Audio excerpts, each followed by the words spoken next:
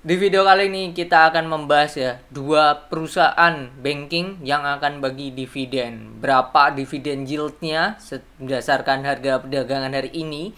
Apakah menarik satu, dan bagaimana prospeknya secara teknikal dengan adanya pembagian dividen ini? Nah, akan saya ulas di video kali ini. Jadi tonton sampai selesai. Check this out.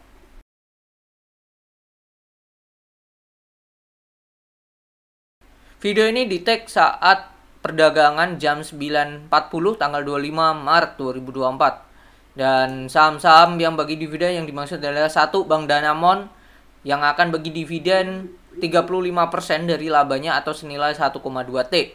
Dan juga BTPN yang bagi dividen 471. Nah, ini seperti apa ya? Nah, kalau kita lihat Bank Danamon terlebih dahulu lah. Bank Danamon bagi dividen 35%. Itu kalau kita cek case statistiknya, labanya memang naik signifikan.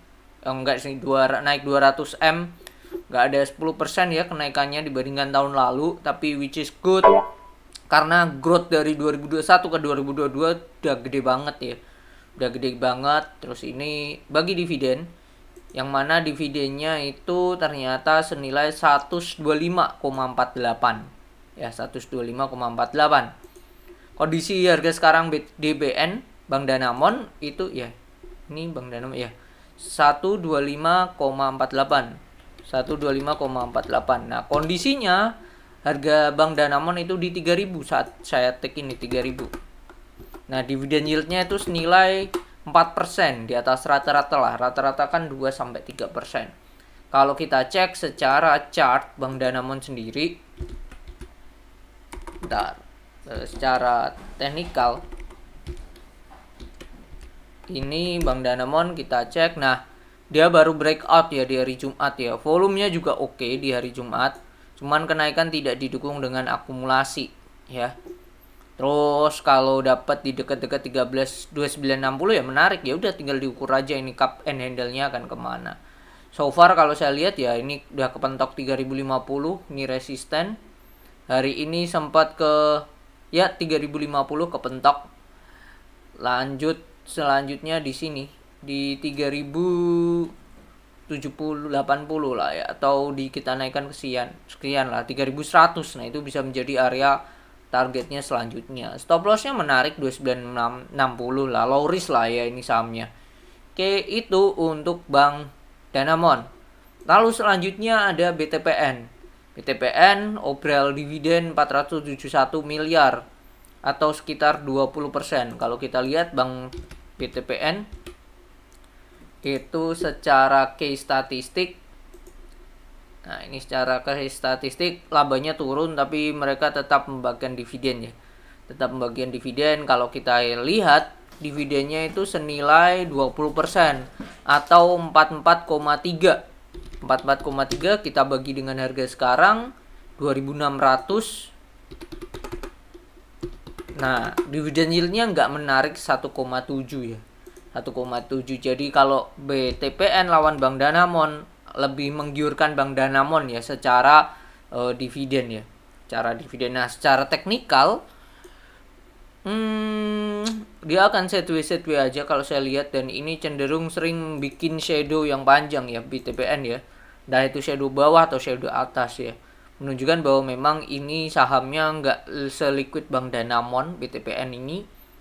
Jadi so far kalau bisa dapat di dekat-dekat ini ya, ini supportnya bisa 2540 atau dinaikkan ke sekian lah, ke 2550 ya, 2550 itu bisa untuk Bank BTPN.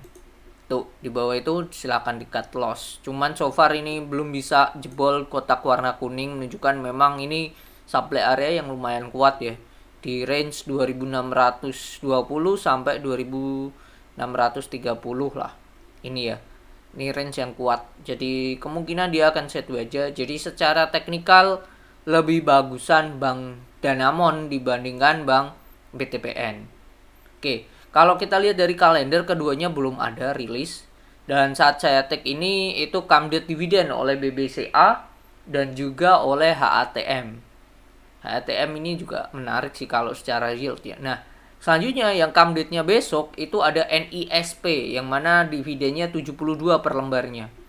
Oke, 72 kalau kita cek harga sekarang saat saya take NISP tuh di 14.35. 72 dibagi 14.35 hasilnya adalah 5%. Nah, ini come date-nya besok.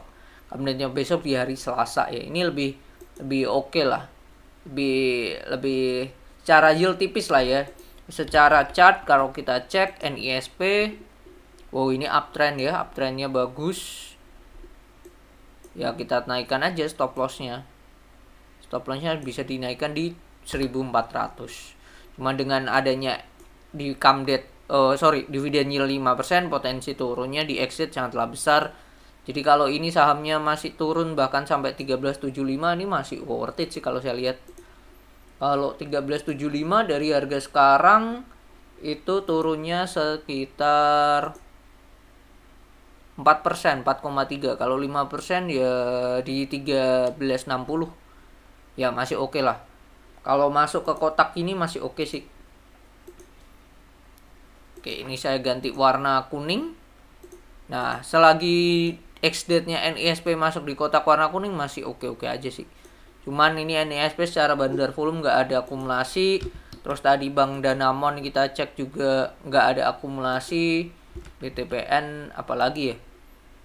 Nah, BTPN nggak ada juga. Jadi so far secara Broksum, bandarmologi Broksum tidak ada akumulasi yang kuat. Jadi itu yang bisa saya share secara yield di antara NISP kita hiraukan, di antara Bank Danamon dan Bank BTPN lebih worth it Bank Danamon secara yield gitu. Secara teknikal pun juga lebih oke Bank Danamon. Nah, kembali lagi ke preferensi pilihan masing-masing, tapi yang perlu diperhatikan adalah jangan percaya siapapun di market, jadi analisa ulang terlebih dahulu sebelum melakukan eksekusi. Entah itu beli, jual, atau wait and see sekalipun. Jadi itu semoga bermanfaat dan semoga Bapak Ibu dan teman-teman sehat selalu. Bye bye.